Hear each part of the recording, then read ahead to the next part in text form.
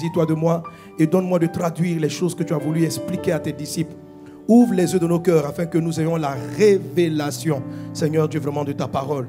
Ouvre les yeux de nos cœurs afin que nous ayons la révélation de ta parole. Brianda baba shete rede brai sotara babro. Raedes glorianda brada soro barala glorinda baba she. Au nom de Jésus, merci Seigneur pour tes bienfaits. Amen. Gloire à Jésus. Gloire à Dieu. Bénis un voisin, bénis une voisine et nous nous rasseyons dans la présence de Dieu. Amen. Je souhaite la bienvenue à ce glorieux culte. Amen. Le Seigneur est bon. Alléluia. Ok. De quoi sommes-nous en train de parler en ce moment? La prière qui produit la surabondance. La prière qui produit la surabondance. Dieu veut que ta vie soit surabondamment bénie. Amen. Amen. Dieu veut te donner au-delà des besoins que tu exprimes lorsque tu pries. Le Seigneur veut répondre à tes besoins. C'est pourquoi il nous a donné l'outil puissant de la prière. Il dit, je vous fais cette grâce. Tout ce que vous demanderez à mon Père en mon nom, a dit Jésus, vous l'obtiendrez. Alléluia. Pourtant, beaucoup de chrétiens sont frustrés. Beaucoup de chrétiens ont des besoins qu'ils ne voient pas être satisfaits, pendant que Jésus-Christ nous a promis que tout ce que nous demanderons en son nom nous sera accordé. Alors, lorsqu'on pose la question à Jésus, il nous envoie dans Jacques. L'apôtre Jacques dit, non, c'est parce que vous priez mal ou c'est parce que vous ne priez pas du tout. Parce que vous priez mal ou parce que vous ne priez pas du tout. Effectivement, il y a des personnes, lorsqu'elles ont des besoins, elles ne prient même pas. Elles cherchent carrément les solutions et puis elles ont des soupirs intérieurs. « Eh, ma vie, il faut que ça change. Oh Dieu, je souffre. » Ça, ce n'est pas une prière, c'est un soupir. La Bible n'a pas dit que tout ce que vous demanderez en soupirant vous sera exaucé. Non, on dit tout ce que vous allez demander en priant. Il y a des personnes qui soupirent, ils passent le temps à pleurer ou bien à s'énerver contre les choses qui ne vont pas. Il faut prier. Amen. La prière, ce n'est pas le soupir. On peut soupirer en priant. Amen. On peut pleurer en priant. Mais les pleurs ne sont pas la prière. Les soupirs ne sont pas la prière. Jésus a dit, tout ce que vous demanderez en priant. C'est-à-dire, on peut demander sans prier aussi. Quelqu'un est avec moi? Amen. Demander en priant. Alléluia. La prière est une manière de s'exprimer. La prière est une manière de parler. C'est une manière de s'adresser à Dieu. Et il y a une infinité de manières de prier. Il y a beaucoup de façons de prier Dieu. Il y a bien sûr d'autres personnes qui prient Satan, qui prient des démons. Nous ne parlons pas de cette catégorie de personnes, mais nous parlons de ceux qui s'adressent au Dieu créateur qui a créé le ciel et la terre. Et concernant ce Dieu, il y a beaucoup de manières de le prier. Et toutes les prières, il les entend, mais elles toutes ne sont pas très efficaces. Même au niveau de l'Église, au niveau des croyants, si vous ne faites pas attention à la subtilité du langage de Dieu, de la parole, vous allez rater beaucoup de choses. C'est pourquoi Jacques dit, vous n'obtenez pas parce que vous demandez mal, vous ne demandez pas de la bonne manière. Un peu comme si votre enfant, à qui vous avez promis de lui donner l'argent pour aller acheter un jouet, il vient vous voir et puis il vous parle de manière très impolie. Maman, hein, je ne sais pas comment il te parle là. Voilà. Mais à la limite même il t'injurie à la limite, ou bien il dit une parole très offensante en te disant, donne-moi l'argent maintenant. Ton maman là, je te dis, hein, tu attends quoi? Il faut que tu me donnes l'argent tout de suite. Voilà, un enfant comme ça, tu ne lui donnes pas. Il a demandé, mais il n'a pas bien demandé. Et parce qu'il a mal demandé, il ne va pas obtenir. Quelqu'un est-il avec moi?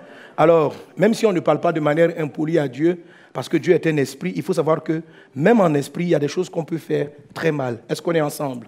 Est-ce qu'on est ensemble? Que le Saint-Esprit ouvre tes yeux afin de comprendre les choses spirituelles dans le nom de Jésus. Alors, la prière qui produit la surabondance, ça veut dire celle où on est puissamment exaucé au-delà de nos attentes, est une prière, selon l'enseignement de Jésus, qui se décline en 7 phases. Quelqu'un est avec moi, 7 phases. Nous avons déjà parcouru la première, qui est quoi? C'était quoi la première phase de la prière? Je ne t'entends pas, tu dois pouvoir le dire naturellement. Hein? Entrer dans le lieu secret, fermer la porte. Alléluia. Entrer dans le lieu secret, fermer la porte. C'était la première phase. Si vous ne l'avez pas écouté, même si vous l'avez déjà écouté, s'il vous plaît, réécoutez cet enseignement-là. Ça sera vraiment très puissant et vous allez voir que vous êtes de plus en plus exaucés. Amen. Mais on peut mieux faire même qu'après la première phase. Alléluia. Tu peux rentrer dans le lieu secret parce que là, c'est une atmosphère intérieure. C'est un endroit spirituel. C'est une atmosphère intérieure que tu crées dans la prière. Tu peux fermer la porte. C'est-à-dire, Amalek ne vient plus distraire tes pensées. La fatigue ne vient plus distraire tes pensées. Mais tu pries bien. Quand tu pries, tu es inspiré. Quand tu pries, tu es concentré. Tu es dans le lieu secret. Mais tu seras exaucé certainement, mais moins que celui qui applique la deuxième phase et encore moins que celui qui applique la première, la deuxième, la troisième, la quatrième, jusqu'à la septième phase. Alléluia. Là, quand tu es dans la septième phase, vraiment, tu es dans des exaucements hyper rapides, tic-tac. Alléluia.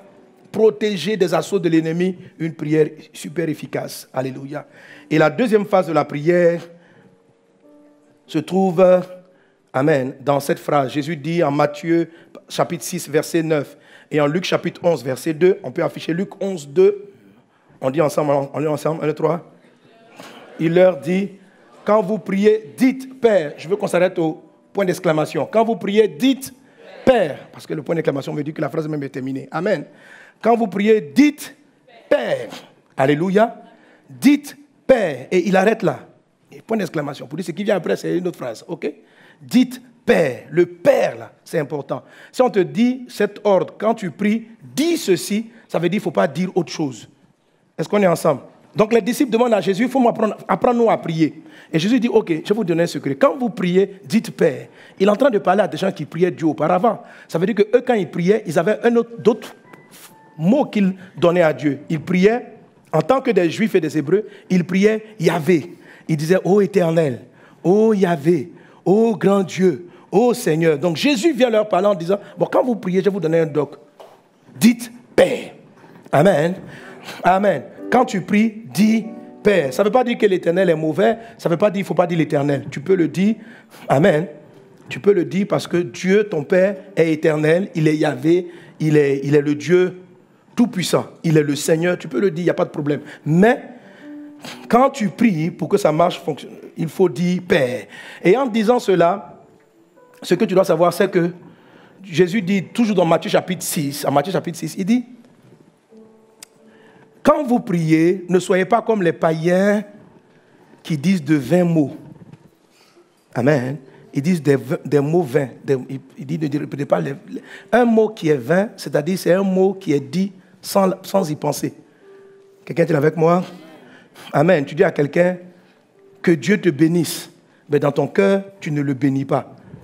La phrase que tu as prononcée là ne va rien produire. C'est vide, c'est vain. Donc Jésus dit quand vous priez, ne dites pas des vains mots, comme les païens qui s'imaginent qu'à force de paroles, ils seraient exaucés. L'exaucement de la prière ne se trouve pas d'abord dans la phrase. Ce n'est pas de la formule. Ce n'est pas quelle est la prière. Parce que comme on prie quand on veut se marier, et puis on dit, bon, quand tu peux pour te marier, réveille-toi à 3h33 du matin. À 3h33 du matin, parce que c'est à ce moment-là que Dieu a fait sortir la côte de Adam pour créer Ève. Voilà, donc toi tu te réveilles là-bas et puis tu répètes, oh Dieu, mon heure est arrivée, mariage, 40 fois. Non, l'exaucement n'est pas dans la formule. Il dit, ce sont les païens qui font ça. Laissez-leur faire leur façon de prier. Mais vous, je vais vous montrer la méthode qui marche la plus. Il ne dit pas que c'est mauvais, il dit c'est leur statut. En fonction de leur statut, ils ont une façon de s'approcher de moi. Amen. Ils ont une façon de s'approcher de moi. Laissez-les dans ce protocole. Ne vous confondez pas à eux. Vous êtes différents. Depuis que Christ vous m'avez reçu dans votre vie, vous êtes différents. Ne les copiez pas. Vous devez savoir que le secret de la prière, ce n'est pas dans la formule. Le secret de la prière se trouve dans la pensée qui est derrière la phrase. Quelqu'un est avec moi? Donc celui qui prie et qui va avoir de grands miracles, il travaille beaucoup plus sa manière de penser que ses phrases qu'il va prononcer. Et une fois qu'il a pensé correctement, les phrases même vont sortir d'elles-mêmes. Alléluia. Donc quand Jésus te dit, il faut dire Père, ce n'est pas le mot qui est puissant. C'est ce que tu penses en disant Père. Est-ce que tu te considères dans tes pensées véritablement fils de Dieu? Parce que quand tu dis Père, ça veut dire qu'il est ton papa. Alléluia. Donc quand Jésus dit, il faut dire Père, ça veut dire, il faut te considérer son fils. Il faut te considérer sa fille. Est-ce qu'on est ensemble? Alléluia. Parce que beaucoup de personnes peuvent venir vous voir parce que vous êtes une personne d'un certain âge et vous appelez papa et vous appelez maman. Mais dans leur esprit, ils sont conscients qu'ils ne sont pas votre enfant. Donc, c'est par politesse, mais la pensée ne suit pas. Amen. C'est pour marquer le respect. Tu appelles papa, mais il sait qu'il ne peut pas arriver chez toi, il ne peut pas débarquer dans ta maison comme ça, il ne peut pas rentrer dans ta maison, venir ouvrir ta chambre subitement, même si tu appelles papa. Mais ton fils biologique, lui aussi, il prononce le même mot papa. Et quand ton fils prononce papa, lui, ta petite fille de 3 ans, 4 ans, elle peut rentrer dans ta chambre et puis sauter sur ton lit. Tu vas dire, mais qu'est-ce que tu fais? Et puis vous allez jouer dans le lit. Ok. Maintenant, la bonne, la nounou qui est à la maison, elle t'appelle aussi maman. Elle t'appelle papa. Et puis un jour, tu la vois ouvrir ta chambre. Elle rentre là-bas. Et puis la nounou, elle saute sur ton lit. Là, tu vas croire que c'est de la sorcellerie. Tu vas dire, on est venu m'envoûter. La fille à la maison là, elle est rentrée à la maison et puis elle a sauté sur mon lit. C'est étrange. C'est étrange. Parce que même si elle t'appelle papa, elle dit non, mais moi je t'appelle papa. Papou aussi t'appelle papa. Donc, et puis il saute sur le lit. Donc comme Papou t'appelle papa, moi aussi je t'appelle papa, ça veut dire que j'ai le droit aussi de sauter sur le lit avec lui. On dit non, toi ton papa là. Amen. Donc ce n'est pas le nom papa qui est puissant. C'est qui es-tu pour pouvoir dire le papa là. C'est ton identité qui détermine la valeur de ton papa. Sinon c'est le même mot. C'est le même mot. Mais tous ceux qui disent papa n'ont pas les mêmes accès. Est-ce qu'on est ensemble? Amen. Est-ce qu'on est ensemble? Quelqu'un dit Père. Père. Alléluia. Alléluia. Et c'est ce dont on a parlé la dernière fois. La dernière fois, j'ai dit, attention, tous les croyants ne peuvent pas appeler Dieu Père.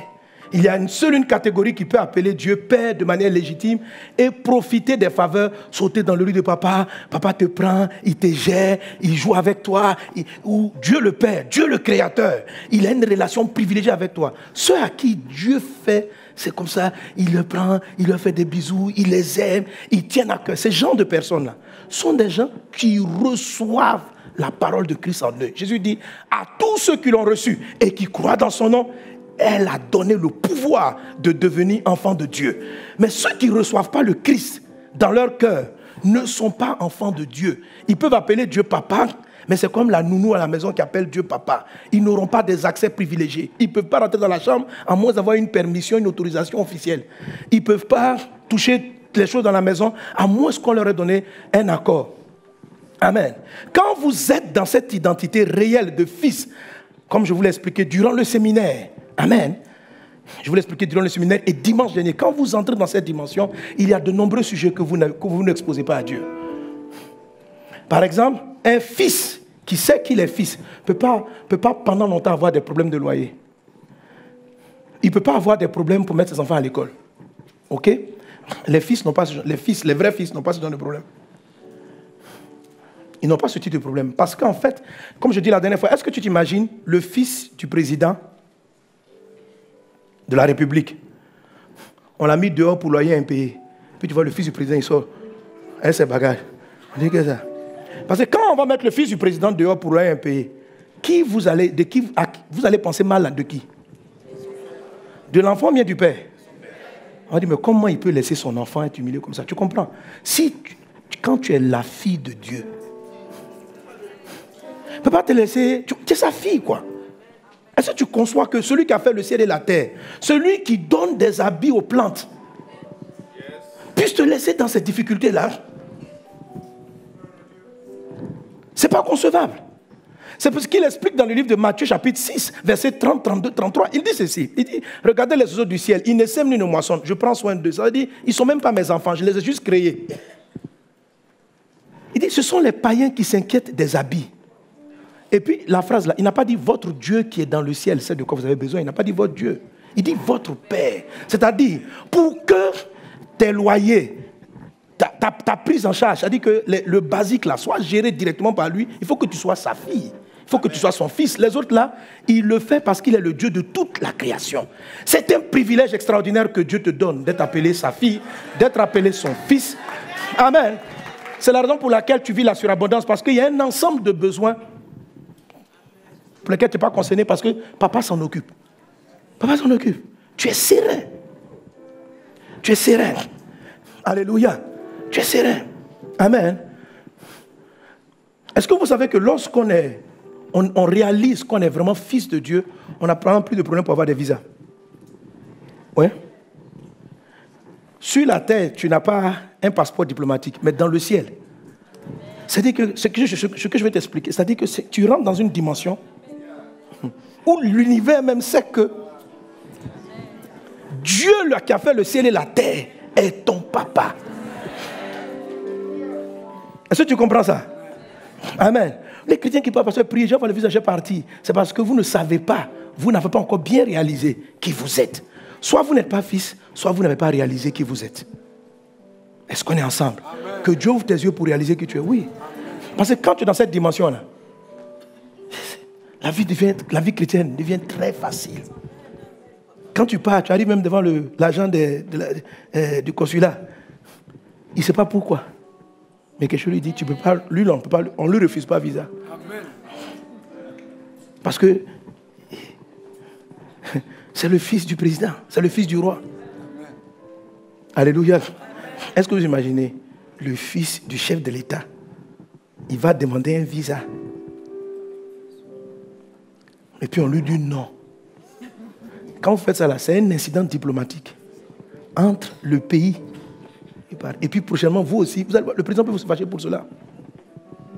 Le président peut se fâcher pour ça. C'est grave. Dieu est le roi de toute la terre. Amen. Dieu est le roi de toute la terre. Dieu est le roi de toute la terre.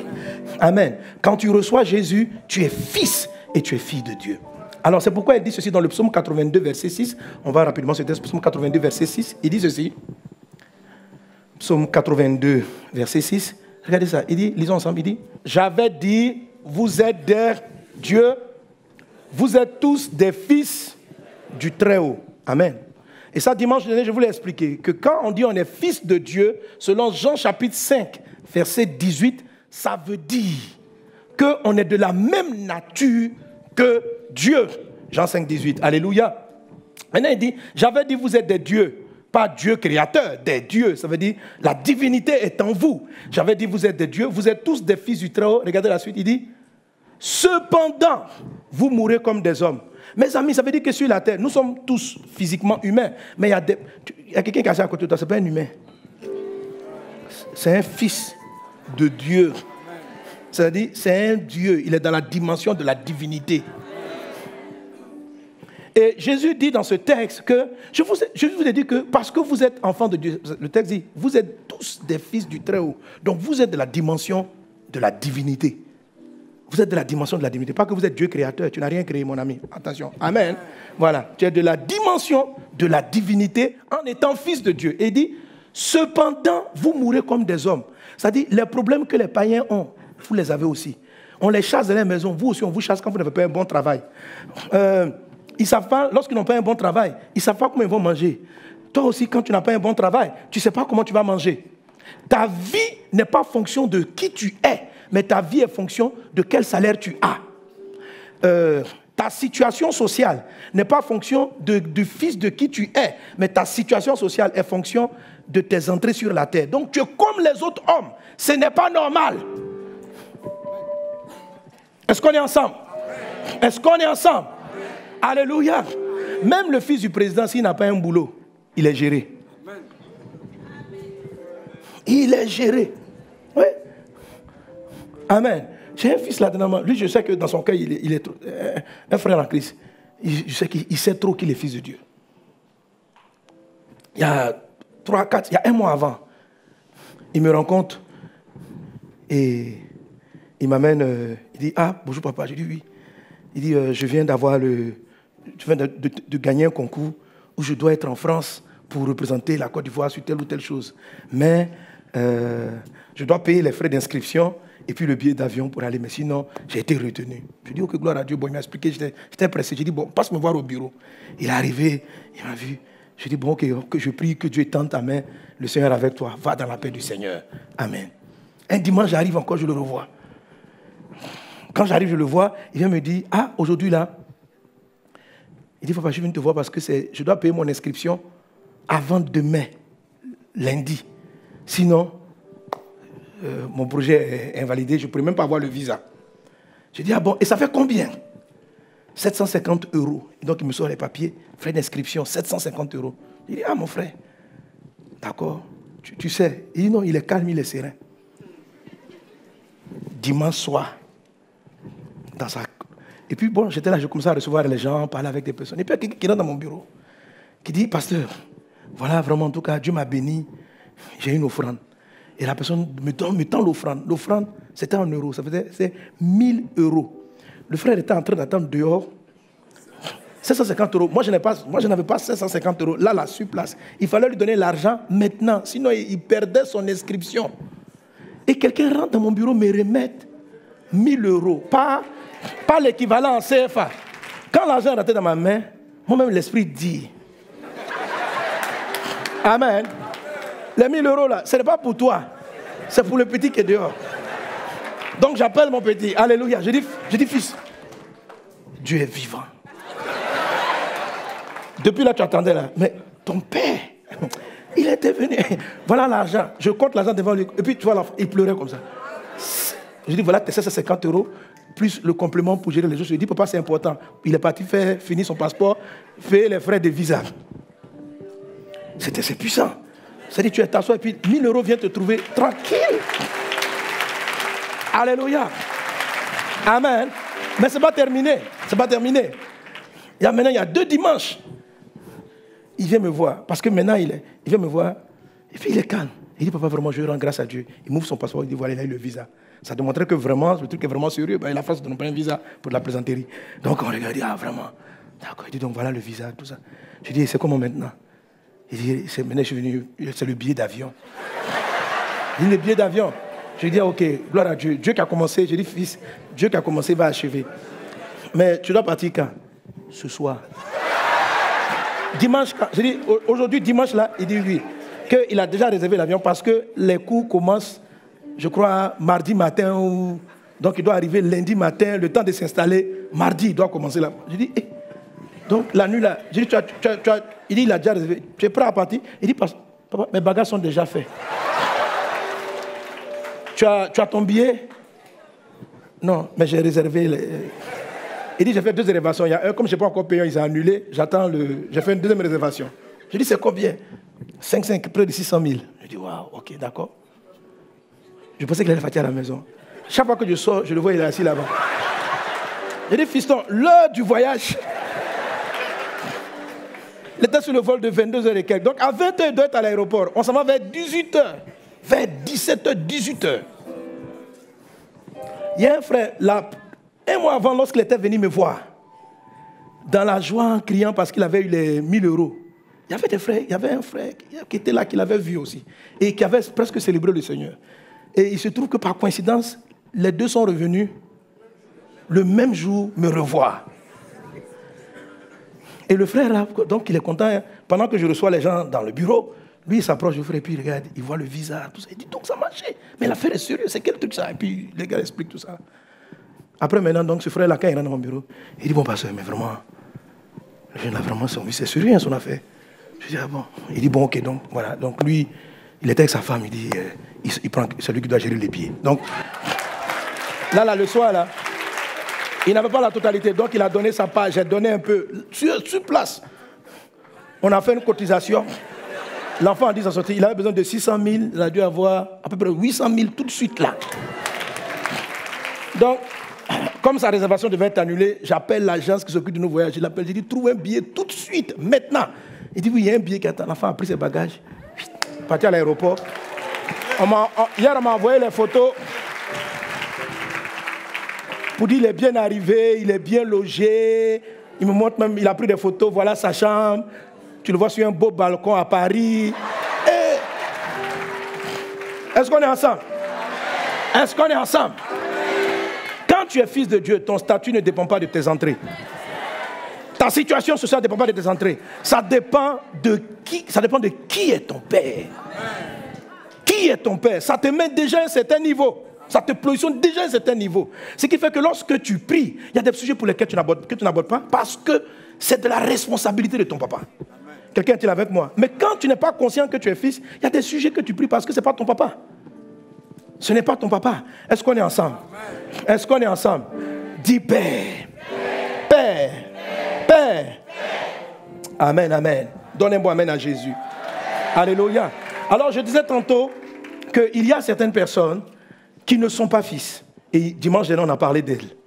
Il y en a d'autres qui sont fils, mais qui ne sont pas conscients de ce que cela signifie exactement et qui, à cause de cela, ne jouissent pas de la puissance de la vie chrétienne.